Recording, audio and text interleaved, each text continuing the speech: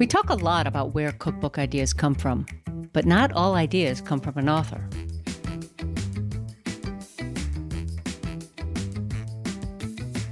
Welcome to Everything Cookbooks, the podcast for writers, readers, and cooks. I'm Molly Stevens, and joining me today is Kate Leahy.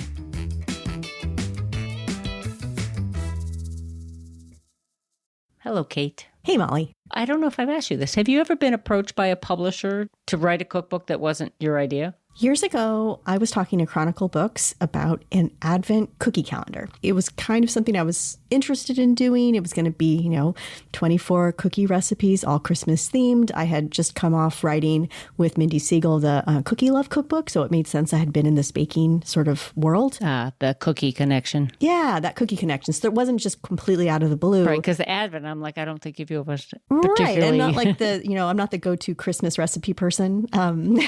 What ended up happening was they ended up doing the book, but they decided for budget reasons just to do it in-house. But it was an interesting sort of thought exercise because one of the things I got nervous about was like, do I have enough cookie ideas to warrant 24 for Christmas specifically? And because it's not like I had this like trove of recipes. I mean, I have like 3 or 4 cookie recipes I do every Christmas, but I don't have like 24. Yeah. No, it's interesting. And I feel like Chronicle is a publisher that often has ideas that they then go find the author to match the idea. I've been approached, but it's more a work for hire situation where I've been approached to write a book on a specific topic, but I don't own the book.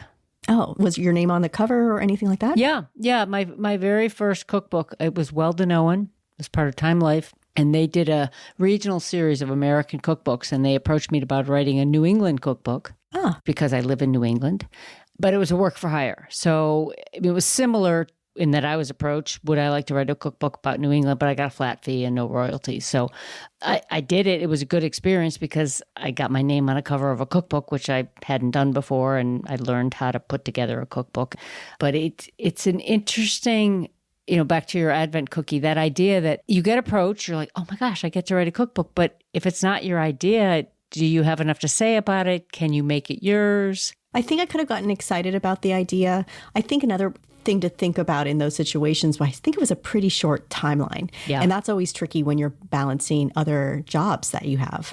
It's very rare. I mean, I'm not somebody who can just drop something and work full time on a cookbook to meet a deadline because I have other projects in the works that I also need to work on. And usually the publisher is looking at a hole in the marketplace. They're like, we've got to get this book out because we know we can sell this book. Well, today we're going to talk to somebody who was approached by a publisher to write a book that they accepted and I think had a lot of fun with. The author is Rachel Belle.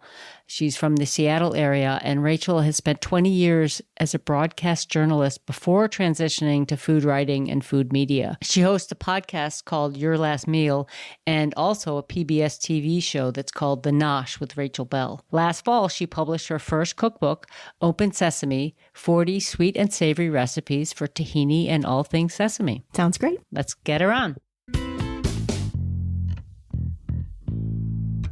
Well, Rachel, welcome to Everything Cookbooks. Thank you so much for having me. I listened to your show so much when I was developing my book that it just feels really exciting to be a guest. That's so cool. Well, let's just jump right in. You sent us the best pitch. It was just really personally directed towards the podcast, and we were just impressed with how specific it was. So I have to say, a good pitch. Thank you.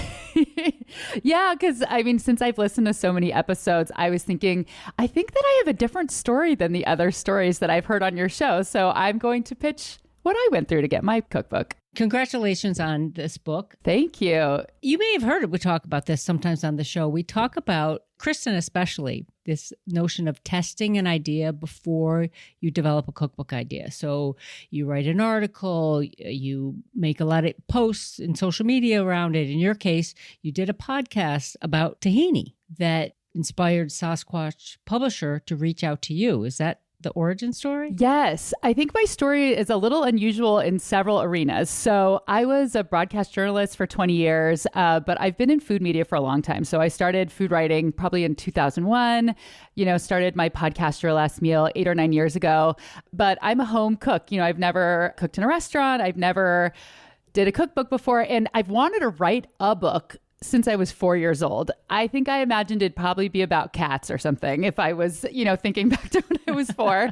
So unlike a lot of people, I didn't have this particular cookbook brewing. I didn't have like this hope chest of recipes. I didn't write a proposal or anything. I was contacted by Sasquatch Books with the idea that this book already had a name and there was a topic, which is tahini and sesame. And so I was starting completely from scratch. So starting from the complete beginning, I like to say that my story is hopefully a way to inspire people to continue to go out in public and leave their houses. So, for example, my job now, I can work a hybrid schedule and it's so easy to stay at home and you're in your pajamas and not go in. But I would never have gotten my book deal if I didn't go into the office. Like I said, I was in broadcast journalism. So I was a feature reporter at a radio station here in Seattle called Cairo Radio. When the pandemic started, we were no longer allowed to have guests in the station to do our interviews. So just like everybody else, we went to Zoom. And then after a couple years, we were finally allowed to have guests back in the studio. The first guest that I had in was Jen Warwick, who at the time was the publisher of Sasquatch Books. And I was interviewing her about something that had nothing to do with this. I thought this was so interesting. The topic was, if you go to the library and check out books, are you hurting independent bookstores that you love, or are you hurting authors by checking out books? Great question. So that's why I had her in. And we immediately hit it off. We chatted for probably 30 minutes before I even turned the mics on. We just liked each other. What was the answer? Apparently, it's fine. Okay, they great. Said, I like it. They said nobody hates the library. No one's ever mad at the library. You can totally check out books there. I don't think a lot of people know that libraries purchase the cookbooks. So there are purchases being made. Libraries do a lot of support as far as doing events for authors. And it's also a way, I don't know if there's any data to prove this, but it kind of like gives authors exposure. And then maybe I do this, like I go check out cookbooks to see if I like them. And if I do, then I'll buy the book. Absolutely. We all do. Right. Yes, absolutely. So we hit it off. And then I hear a lot of people saying that it's hard to make friends as an adult, but I have a kindergarten method that works every time. When I like somebody, I just say, do you want to be my friend? I said that to her and she said yes. And we exchanged numbers. And then we kept in touch a little bit. And 3 months later, she messaged and said, we have been toying with the idea of doing a tahini sesame cookbook. We even have the title, Open Sesame. I heard a podcast that you did about tahini and you seem very passionate about it. Would you be interested in writing a proposal? And I was shocked that this was how this book was coming my way. And I said, yes, because I do love tahini and I do love cooking. Like I said, I'd dreamed of writing a book, but I never thought that it would happen this way. Well, that is such a great story for our listeners to hear, because I think one of the things we talk about is like what Kristen was referencing in previous episodes, where you put out that idea and you see what kind of feedback you get. You were just putting out ideas because you're passionate about a lot of ideas in food, and it just happened to catch a publisher's attention. And because you're out in the world and you're seeing a lot of things, and you just happen to have this real passion for tahini, among a lot of other passions, I'm sure. Yeah. Like this could have been this could have been a bagel Totally. book, Yeah, right? a pizza book.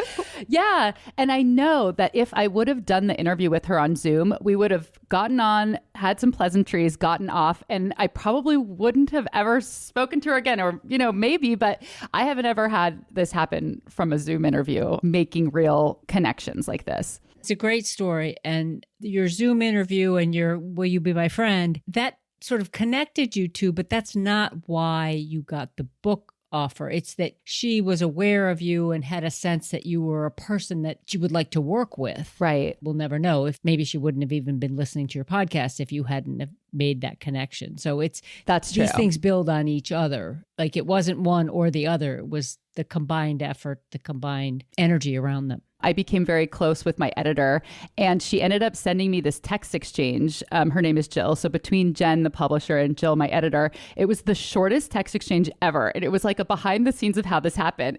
Hey, you know that tahini sesame book idea we've been talking about? Yeah, I met this woman and I think she would be great. She's this local media personality and she has this podcast, and they named the book. I mean, the whole thing, they picked the author, they named the book, and had the idea in about like 7 lines in a text message. Wow. So then what happened? So I still had to write a proposal because it wasn't guaranteed, because even though it was the publisher, they still had to run it through, and Penguin Random House gets the final say because Sasquatch is an imprint of Penguin Random House. But after that, Penguin didn't get involved again until the very end. They only wanted to choose the final cover picture, but that's jumping way ahead. So yeah, I met with them in person, and then they gave me a guide, kind of like an outline of how to write a proposal, sort of like a fill in the blanks. I did it in a few months and I waited, and then they said, yes, it's a go. I was given 5 months to write this book. Oh my gosh. Then it was extended to 6 because someone went on vacation and they weren't going to get to read it anyway, because they want it to come out in November so that it would come out before the holiday season. And so to stick with the timeline, it had to be done quickly. I just said, sure, I'll do it. I mean, I've never written a cookbook before, but of course I'm going to say yes. Right. I've always been a writer. And something that was very lucky is that I have a close friend who's a cookbook writer. I've done recipe testing for several books, but like a few here and there. And this friend said, well, I liked what you did on my last book. Do you want to test the entirety of my upcoming soup cookbook? Her name's Caroline Wright. And I said, sure. She had worked for Martha Stewart and she had been in that world for a long time. So she had told me how to properly test recipes. Like, she gave me a method of how to do it. Halfway through testing her book, I got my book deal. Unfortunately, I had to tell her I couldn't carry on to finish hers, but the timing was amazing because testing her recipes taught me how to write recipes and taught me how to teach my recipe testers how to test.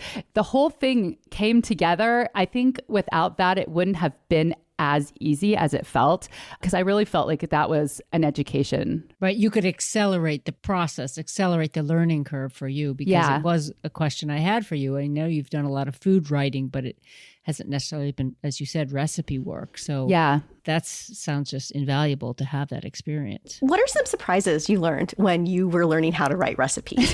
There's a really funny head note. We should say that your head notes are funny. You have a lot of voice and humor in it. Thank you. I think it's the roasted strawberry toast. And in your head note, you're thinking, I don't know how big your bread's going to be. I'm not going to make you go to the grocery store with a ruler so you can get exactly a 4-inch loaf. I just thought that was like, she's tapping into like recipe development, woes in that head note. What are some of the things that people who love cookbooks might not necessarily think of when it comes to writing recipes that work? Well, it's funny that you mentioned that recipe and the ruler, because I didn't anticipate using a ruler all the time. I used a ruler like the one I literally have had since 4th grade, like a purple plastic ruler and a tape measure. Back when you were going to write the cat. Back when I was going to write my cat book. Exactly. It all comes around. Exactly. And I was measuring cucumbers and I was measuring carrots, because I think most people know the experience of sometimes reading a recipe and it just says 1 cucumber. And it's like, you go to the store and they can be so many different sizes, and that can really change the way the recipe comes out. So I was measuring things like that besides weighing them, because not everyone has a scale. And also, if you're just going to have a chunk of a cucumber to make fresh rolls, it's just kind of weird to say like 2 ounces of cucumber. Like, nobody wants to deal with that. So I think you can kind of just imagine in your head more of what 4 inches is. That was a surprise. Another surprise, which was hard for me, was the waste that was involved sometimes. I have a really hard time with waste and throwing things away. I'm the daughter of an immigrant. I think a lot of people can relate to that. I was trying to adapt a cake. It was like a quote, like a healthy vanilla cake where it was maple syrup instead of sugar and coconut oil. And I was trying to quote tahinify it. I could not get it to work. Like, the tahini actually was a little bit hard to bake with, I thought, because it's so oily. So what I did in this recipe initially was took all the fat out and added tahini in place of the oil, because I thought, oh, it's so oily. And, I Googled it and people on the internet said, oh yeah, do that. So I did it. And I put it in the oven. It was supposed to bake for half an hour and it was not done. It was in there for an hour and a half, and it was just mush. It wouldn't come together. I took it out finally and it just went like slumped, So I marched it out to the compost. It was inedible and I could hear the sad music playing as I marched. Aww. And I had to do that 3 times with just that cake. And, it's like the cost of ingredients, because it's almond flour. It's not even AP. It was an expensive cake, but also just the sadness of wasting it. And then because I did only have what turned out to be 6 months, you don't really have time to keep testing if it's not working. Like there has to be a point where I would move on. I'm not sure if it was your podcast or another podcast I was listening to during this whole process, but I heard Melissa Clark talking about her testing process. And she said something like testing baked goods 20, 30 times each, maybe even 40. It was some crazy number. And I remember stopping dead in my tracks and going, what? Who has the time? Especially now with egg prices. I know. You can't do it. Yeah. I know. And I actually did figure that one out. But like some recipes, I did just go, okay, moving on. We've talked about this a bunch on the podcast and how with some recipes, like 2-3 times, I'm like, that's it, I'm out. Yeah. Others, I know it will work. I just need it to work. And I've never done 30 times, but I mean, I don't think. But others you'll just keep doing until you get it right. If you know, there has to be some kernel that you know on some level it's worth it or it's going to work or something else. But yeah, you're right. The waste is, and like if you can find people to eat things is one thing, but if it's a failed baked good, it's not much you can do. It's sad. It's hard. Yeah. In your proposal, you had to have a recipe list. I'm assuming, like you said, you didn't have like this treasure trove of recipes all ready to go that were all sesame themed. So how did that come about? Yeah, that was interesting. So if you're writing a novel, you have to write the entire novel and then shop it around. But luckily with cookbooks and other nonfiction, you don't have to write the whole thing to get the book deal. So yeah, I needed to write the whole table of contents, which was 45 recipes. And then I only had to write out 3, maybe 4 recipes in full and then do some of the intro. Like you said, I didn't have all these recipes waiting because it wasn't my idea. But I started first, I think like a lot of us, I have like a recipe binder. And in there, I have this list of things that I make that I know are good so that if people are coming over, I can just look at that list and go, I'll make this. So I kind of like scanned that and looked for any sesame recipes to start. And then I just thought about things that you could substitute tahini or sesame for, like peanut butter, and kind of just thought about recipes and swapping it out. When I would just walk through my little food world, I just looked at everything very differently. Every time I went to the grocery store, I was really looking at different produce and thinking, what could go with that? And I will say, like, the original list is not exactly what ended up being the recipes in the book, because I was trying to do it kind of quickly. I was just making these things up. I was like, oh, that sounds good. And I'd write it on the list, knowing that I could change it later. So there was some that I never even tested because I kind of just kept putting off some of them. And I thought, if I don't even want to make this, maybe no one else does either. And as the months went on, I would get inspired by something that I would see or something I would think about, or like even on the airplane watching Top Chef. It's not like I took an existing recipe, but I was like, oh yeah, fennel. And you'd go home and like try something different. So I think it was 4 recipes that I had to submit up front with the head notes, which I loved. I loved writing the head notes. Which no one says. No one says they loved writing the head notes. I know. I didn't know that until I was listening to your show. How many people struggle with the writing part and don't like it? Like I've heard people saying, the worst part of writing the book was writing the book. Maybe because I was a creative writing minor and I've been writing news for 20 years and I got to go back to writing, short form, like whimsical little pieces. The writing you were very comfortable with. It was the recipe development that was new. Yeah. It's interesting, Rachel, hearing you talk about that recipe list, and you use the term to tahinify something. Uh-huh. And when I first saw the book and heard about it, I was just thought tahini. And as soon as I started to look at it, I realized, oh, it's not just tahini. It's sesame oil, black sesame paste, and so sesame seeds. So that opens it up. Yeah.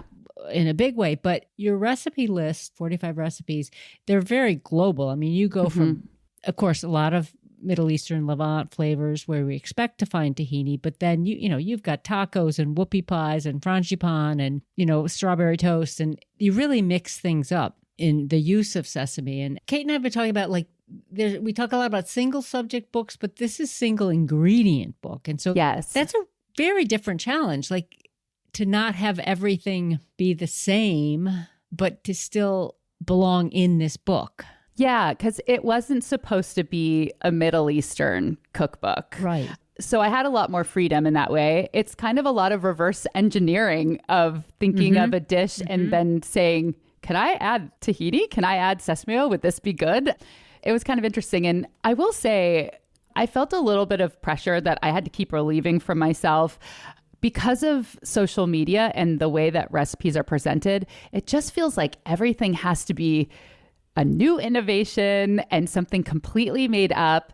And so I just kept feeling like, is this boring? Are people going to want to make, like I mentioned earlier, like fresh rolls? Like everybody knows fresh rolls, but I found that when I make them at home, no one who'd ever come over and had them at my house had ever made them. So I would have to tell myself, okay, this isn't the newest, most innovative thing, but that doesn't mean people don't want to eat it for dinner or know how to make it. And I think more home cooks aren't innovating at the dinner table. Maybe just watching on social media is more entertainment, but I definitely felt that pressure that I did not totally subscribe to, but I was like kind of working through that. To me, it's like, who are you writing the book for? And I have to remind myself, I'm not writing it for myself. Yes. I'm writing it for another audience who wants to discover new ways to cook with sesame. They might be new to them. Yeah. It's that thing on social media where, can this go viral? Or is everyone going to be making sheet pan sushi? Yes. Or whatever the thing is. I guess that's probably like 2 years old by now. But the thing is, like, then if you step away from that, like that social media stream, there's another stream of people who have never even seen any of those posts. So would it all be new to them?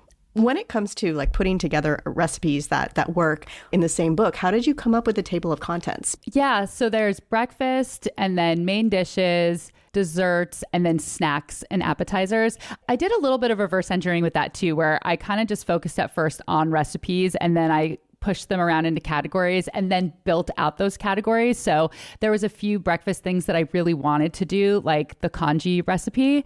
And so I thought, well, if I'm going to have a couple breakfast items, I have to have enough for a whole section. So then I would focus and build those out more. And things like one of my favorite recipes in the book are the falafel spice tahini deviled eggs. I was like, well, that's just like such a classic, if not like a vintage party snack. So I liked the idea of having party foods. So yeah, it was a little bit of finding a couple of things I liked and to make those things work, framing them with other other foods that would belong in that category. The dessert section was really fun to write because I think that's one of the advantages of tahini is that it's really good, sweet and savory. Maybe not so much sesame oil. I tried a little of that. It was a little harder. But yeah, it was fun getting to do desserts because like what you were saying, I think I'm in a little bit in a bubble of knowing that that's true. But a lot of people are still like, number one, you could put tahini in desserts. Number two, when I did media for the book, the first interview I did on TV, the host didn't even know what tahini was. I was so surprised, but you're always in some kind of bubble. You know, this is Seattle, it's the West Coast, but not everybody cooks.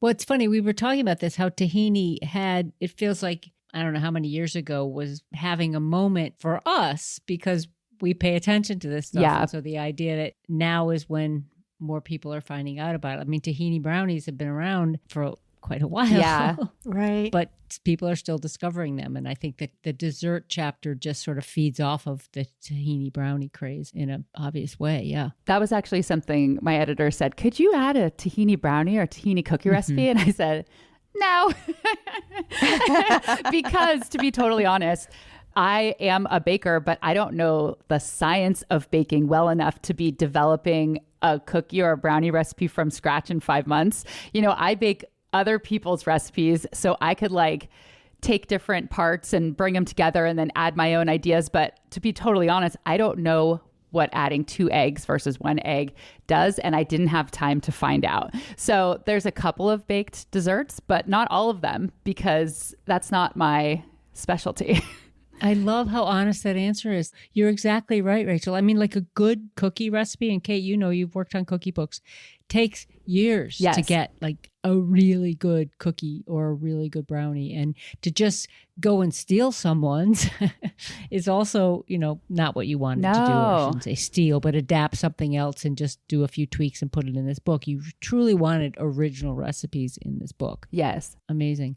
So when you turned in the manuscript, Jill was your editor. What was the editorial process like? I sent in a little bit early because I wanted to make sure I was on the right track because this was new for me. Mostly just for the actual recipe structure itself, you know, making sure that how do you want me to write out teaspoon, the whole word, TSP? How do you want it to be? I will brag a little bit because I was really proud of this because like I think a lot of people listening to this show, I'm a bring the cookbook to bed kind of person. And I not only just read the head notes, I just like read down all the recipes, even if I never make any of them. My editor said that I hardly had any edits, that like I wrote out recipes in a professional way. And she said that restaurant chefs often struggle with that. And they're not used to like cookbooks, and they're also cooking for huge volume. And so I was very proud of myself that like all of my accidental prep had paid off because my structuring actually was correct. I mean, obviously there were things to edit, but I was on the right track. When I sent the whole thing in, then there was a series of edits. Then the copy editor came in and they would send me a draft, and then I would go through the whole thing and like accept edits or not. And, you know, they would have questions about certain things that they didn't really know if they should keep something I wrote or change it, like what's the context. And then it was interesting. They also brought in a sensitivity reader because my book was touching on the Middle East, even though it's not a Middle Eastern book. So a little background on me is my dad grew up in Israel. He came to the States on his own in his mid-20s. His family remained in Israel. So I grew up eating Israeli food and traveling there a few times as a kid and a teenager. And so my connection to tahini is through my dad and my family.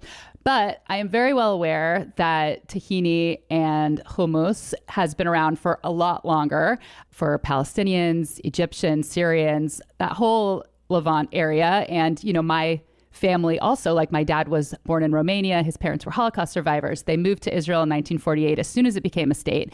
So there's a lot of conflict. It's been going on forever, not just like the other piece in the Middle East issues, but it's around food too, because a lot of the people in that region, you know, Palestinians particular in Israel, believe that it's been appropriated by all of these mostly Europeans that came in and settled and then now say, this is the national dish of Israel is hummus. And they're saying, actually, that's our dish. So I am sensitive to this. I wrote kind of a mini essay in the book giving that credit. And I think maybe that was partially why they brought in this sensitivity reader to make sure that all of that was buttoned up. Because like you said, I was doing global recipes. You know, it should be done, and it's something that is done more now, like just trying to walk that line of I'm a white woman and I'm putting in a recipe for khichdi, which is a really common Indian dish. How am I doing it? How am I talking about it? Am I giving credit in the head note? So I was really grateful. I didn't know that was going to happen at the beginning, but it just makes you feel relieved that everything is going to be checked so that there aren't any, you could call them mistakes or things that would upset somebody. Yeah, offensive. And I wonder too, with your news background, did that play into anything with understanding where a sensitivity reader could help? You have such a great voice in this book. I could see some authors being like, I don't want people to change my voice, but here it's not changing the voice. It's really just giving a check on blind spots. Yeah, writing that little mini essay, giving the credit to the other countries was important. But also that was honestly the hardest part of writing the whole book for me, because most of the head notes have humor in them. Right. The book is light and it's funny and it's very me. And then it's like, are we going to have this like tone shift suddenly in the middle of the book? But it is necessary. So, you know, it's not pages and pages. It's one page, and it was important, but it was hard to kind of get that tone right too without making it too dire. Mm-hmm. That's such a tricky, there's no good way to go about it. It's a good sort of realization with Sasquatch and your team kind of being like, let's make sure we pay attention to this without changing the book in a substantial way, being like, you can't do any recipes that don't come from Seattle or something like that. Right. Let me ask you about your voice. Were there things that you found in the copy editing process that surprised you or you pushed back on? I think that I got very lucky. I think that it's hard to find creative collaborators that you're completely on the same page with. This was the first time in my whole life that I felt completely on the same page, I guess literally, with other creators. Along the whole process, we all liked each other's work so much. I mean, like the designers, the copy editors, my editor, like when we were making the mood board for how the design would be, we all just liked the same stuff. There was no conflict ever. I didn't have to fight for anything. I was shocked they didn't change any of my head notes. They only edited grammar and, like a little sentence structure. So when I got the deal, I didn't think that I was ghostwriting, but because it wasn't my idea, I kind of felt like I was maybe going to be Mad-Libsing this, like filling in the blanks of a Sesame book. So I kind of said that to them and they're like, oh no, we want your voice. Like, you're a local personality in Seattle. Your name on this book is also important to selling the book. It's not just a generic book about Sesame, it's your book. And I was like, oh, which is how the word fart ended up in my cookbook and was not edited out. Could I read that little part? Yeah, please. Okay. This is the head note for the recipe for chocolate miso whoopie pies with tahini cream. A fact I think about often. Whoopi Goldberg named herself after the whoopee cushion when she was repeatedly teased for passing gas on stage. A comforting fact, there are 0 farts in these whoopie pies. A third fact, whoopie pies aren't pies at all. They are tender little cakes, usually sandwiching buttercream and marshmallow fluff. I thought they were going to take that out, and they did not. Like, they didn't take anything out. And I was so happy about it just because, like I said, I had a lot of fun writing them, and I was just kind of surprised how much they let me be me, which is probably why I loved writing this book so much. I don't know. There was no part of this that I didn't enjoy, and I'm not kidding. Another truthful thing, I didn't get paid a ton of money to write this book. So I wasn't doing it for the money. I thought of it as the best and biggest art project that I had ever worked on. And so I just enjoyed the process. It was more about journey than destination, even though it was really exciting for it to come out. But I just really liked making it. As a podcast maker and a journalist, people think those jobs are really glamorous, but you're mostly sitting in front of a computer. I'm editing audio all day. I'm typing scripts. Interviewing people is the smallest part. For this, I got to stand in the kitchen and be creative in a different way. And I didn't have to look at a computer screen all day. It was new. I had done broadcasting and writing also for more than 20 years. And it was so fun to do something new that I actually just felt really creatively invigorated by the whole process. That's great. I think it really comes through with this book. Yeah. You can tell that you had fun. Oh, good. Writing this, creating these recipes. We have to ask about the art that goes into this, the photography. This book really catches the eye. It's really whimsical. How involved were you through the whole process? I was pretty involved. I appreciated it. I wasn't there for the whole photo shoot, but I was there for part of it. We made this mood board and I kind of gave them the words that came to mind for me, which was a lot of color, this kind of mix of vintage and modern meeting each other. One thing that we really wanted, but budget, you can't do everything, but we all kind of wanted an Amy Sedaris-esque kind of silliness to it. So there's a little of that. I think that would have taken a lot more money to do these bigger, elaborate photo shoots. If anyone's familiar with Amy Sedaris's entertaining books, which are just ridiculous. Wait, is that why there's a picture of you with a magenta face? That's you, right? In the introduction for listeners, there is a picture of you with a magenta face mask holding a cucumber on one eye and then eating a piece of cucumber. Your head's in a towel. Yes. So the magenta face mask is the hot pink beet hummus. I thought so. Which that was actually one thing after the book was totally published. I went, oh, why didn't we write recipe on page whatever? I don't know how many people connect. That's what it is. Actually, I'll go back on what I said earlier. That's the one thing I did fight for a little bit. My editor was into it. The publisher was into it.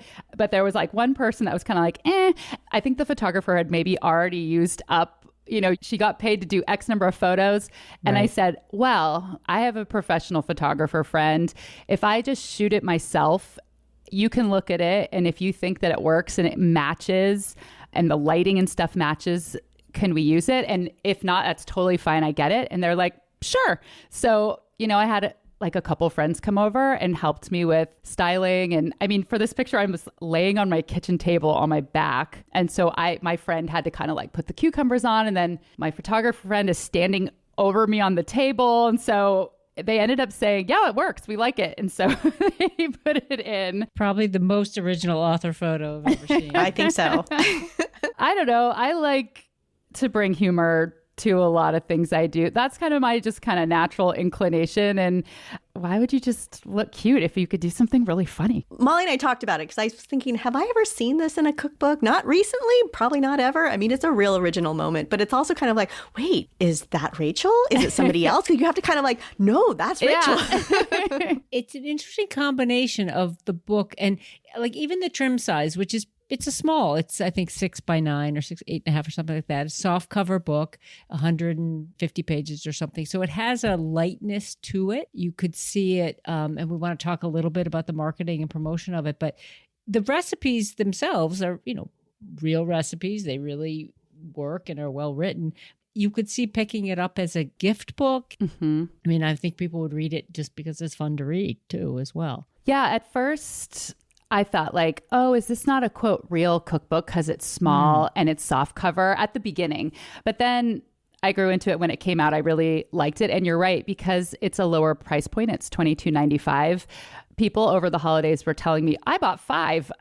It's like, I just bought one for everyone for Christmas because it's not like a $40 book. Yeah. Especially now. I mean, it seems we're seeing cookbooks, they've stayed the same price for so long. And now we're seeing those books that were $35 last year. Now they're $40. And they probably should have been $40 5 years ago. But $40 to fork over, especially if you don't know the author, it's hard to justify that. Whereas $22, it's cute, it's fun. Like you can pick this up and package it within another part of a gift. You can get your favorite jar of tahini and package it together. So it made sense. Yeah. You have so many different platforms for promotion. And I think that's probably one of the things that Sasquatch, when they reached out to you, was not only did you have this, passionate episode about tahini, but you also had different ways to reach an audience. How does your platform factor into getting the word out about this book? So for folks who've never written a proposal, that's part of what you put in the proposal. That was in the section that they told me to write, which is, how are you going to market this book? Because I think a lot of people at this point know that you're doing a lot of it, maybe most of it. So yeah, in that section, I'm telling them down to exactly like every local show that I know would book me, because I've been on all of these shows before. This host is even my friend. I know they'll have me on, like all of that kind of stuff to guarantee that there will be press. I think something interesting that I didn't think about until halfway through, and also thought about listening to your show and knowing so many people want to write cookbooks. I think a lot of people think there's 2 options, that you either get published with a big publisher or you self-publish. I kind of fell into a different category because, I have like less than 8,000 Instagram followers. Sure, I have been a part of the local media here for a long time. I have a podcast that is successful. I have a TV show, but I'm a local personality. Like my podcast obviously goes across the world and there's people who listen everywhere, but it's not the biggest podcast. So I think for me, I just feel so lucky that I got to publish a book, and that's because it was a local publisher. So Sasquatch mostly publishes Pacific Northwest authors. It's a lot of cookbooks and nature books, things like that. And so I think you can have something in the middle. They printed, I believe, 7,000 copies. That's a pretty small run. Well, still, it shows that they're betting on you, that they can sell 7,000 copies. Yeah. And they told me after a couple of months, like with the sales, that most of the sales were coming from the Pacific Northwest. And they actually liked that, because again, when you're watching Instagram, and I think a lot of us follow a lot of the same cooking content creators who get cookbook deals, and one after the next, they're getting New York Times bestseller lists.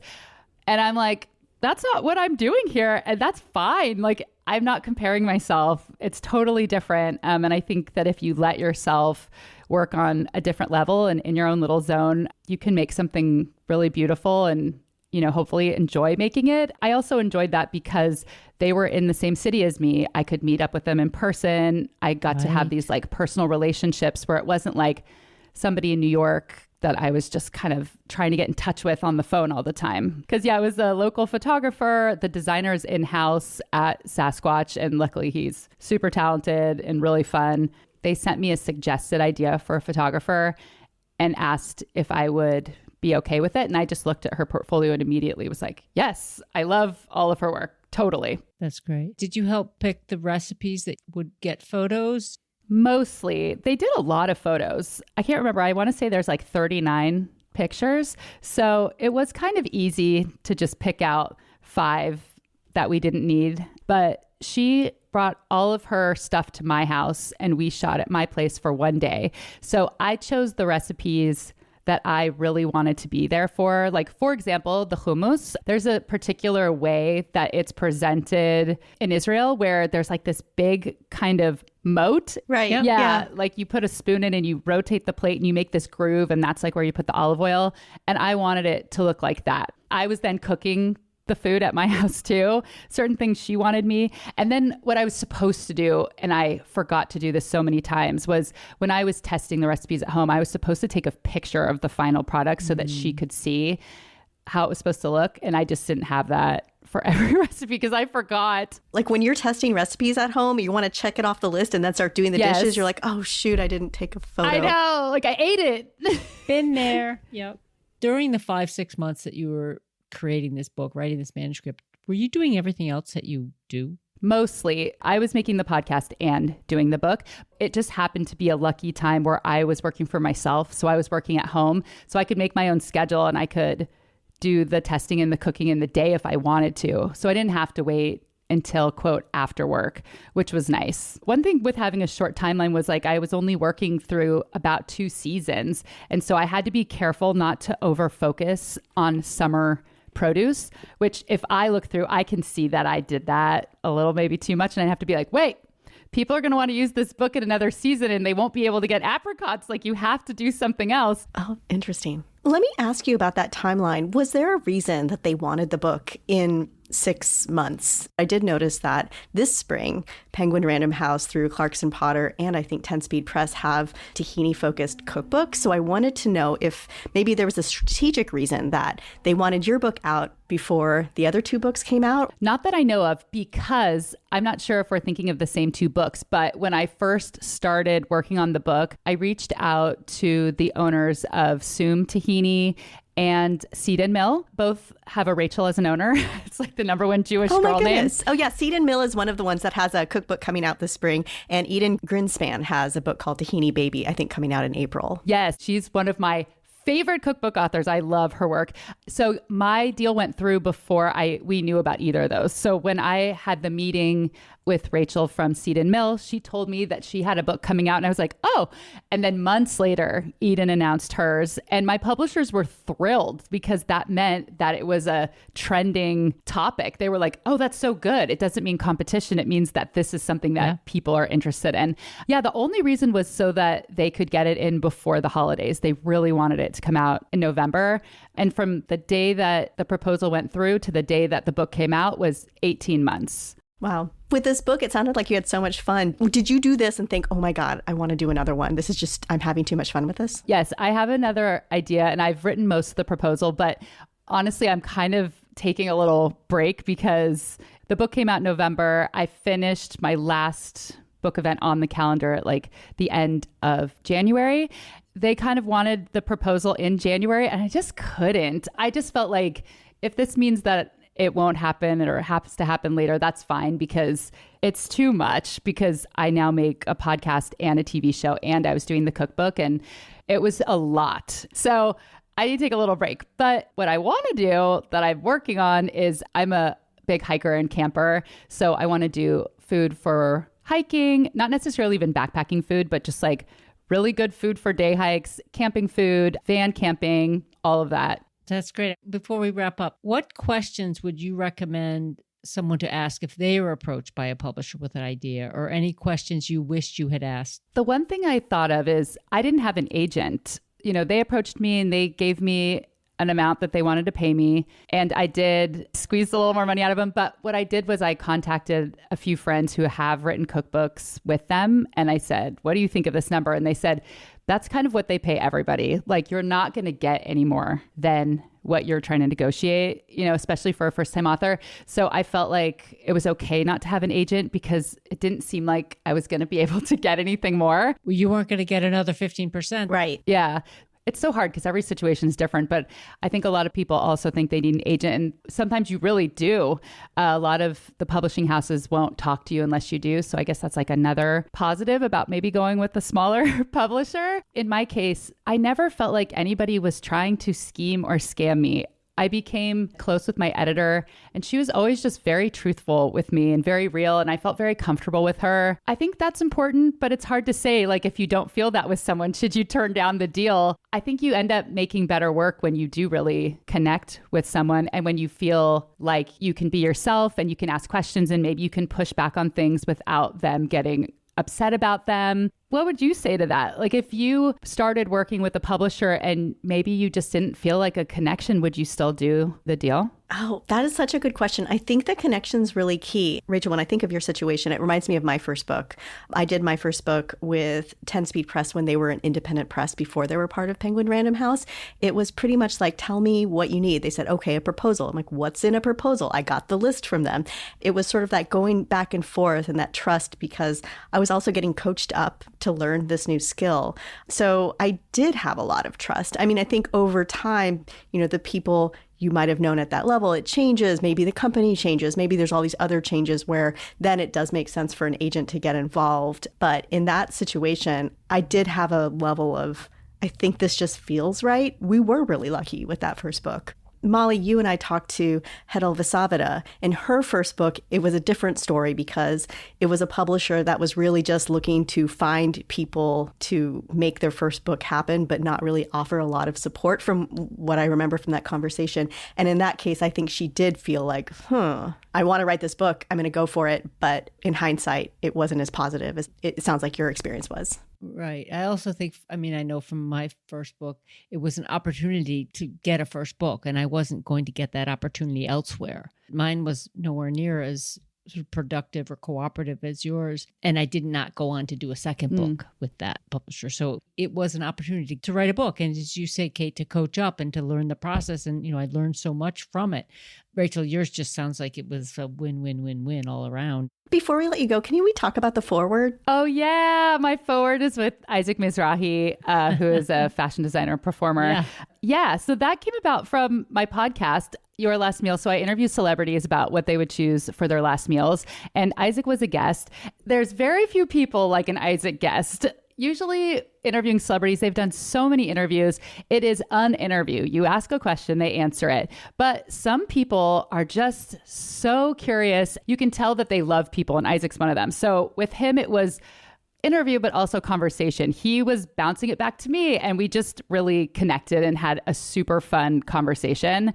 And a few months later, I got an email from his assistant saying, Isaac wants to know if you'd like to come to New York and cook with him in his kitchen. He's shooting these YouTube videos. You do a recipe, he does a recipe. And the way that she phrased it, though, was, are you going to be in New York anytime soon? It was like, it's one of those, like, do I lie or do I just of course I'm going to buy a ticket to come? No, but yes. So I flew to New York and had such a fun day. I mean, my face hurt. I love him. He is so funny. And I think very atypical as a celebrity in that he doesn't care if you are or not. If he likes you, he likes you. So we stayed in touch. There was times that he was a little bit of a mentor towards me where we would talk and he would try to give me career advice where I felt stuck about things. And he always said, if there's anything I can help you with. So when it came time to choose someone to do the forward, I thought, I'm going to ask him because he's a food person. I got in touch and asked if he would be interested, and he was, and he wrote it. That foreword is hilarious because, he starts off the top saying, usually this stuff bores me, cookbooks, they get so much same. This is not one of them. And it's immediately a reader's hooked by that. You're like, oh my gosh, tell me more. It is so Isaac. At the beginning, he basically says, how was I going to look her in the face and tell her that her book was good when I didn't think that it was going to be? Right. Thank you. That's great. Yeah. And all of that stuff, really matters in the marketing part of it. Since it was my first book, I was really trying to show the publisher that they'd made a good decision in choosing me to do this. So I'm going to use my resources and what I can do, even with trying to decide who was going to write the blurbs for the book. I just reached out to a lot of past guests who I thought made sense and who I did feel like I had a little more of a connection with, people who wouldn't go, who now? There's plenty of interviews I've done. They'll probably never remember me again, but I didn't message those people. No, that's really smart. Well, your networking, I feel like we started this interview talking about your networking, and you stay in touch with people that you've connected with, and that's we've sort of come full circle. It's a really good lesson for us all. Yeah. And it's funny because I don't like the word networking, and I don't like networking events. I feel so uncomfortable. I never want anyone to think that I'm talking to them because I'm trying to get something from them. So all of my networking is just natural. There's probably a lot of times I could have networked better and I didn't. No, but it's about making a genuine connection. Yes. And leaving the house. Remember, everybody, leave the house. Leave the house. Yes. If you remember anything from this episode, remember, leave the house, good things happen. Yes. Well, Rachel, thank you so much. And again, congratulations on this book. Thank you so much. I love your show. Every episode, so good. I appreciate you having me on. Thank you for listening to today's episode. The show is edited by Abby Circatella and produced by us. We rely on listener support to keep things going, and the best way to help is to subscribe wherever you get your audio, and please leave a review. We also hope you'll join the Everything Cookbooks community by signing up for our Substack newsletter. You'll get show notes, guest info, sneak peeks at upcoming episodes, and access to the group chat. If you want to buy a book mentioned on the show, are interested in advertising opportunities, or want some cool merch, just check out our website. And until next time, keep on writing, reading, and cooking.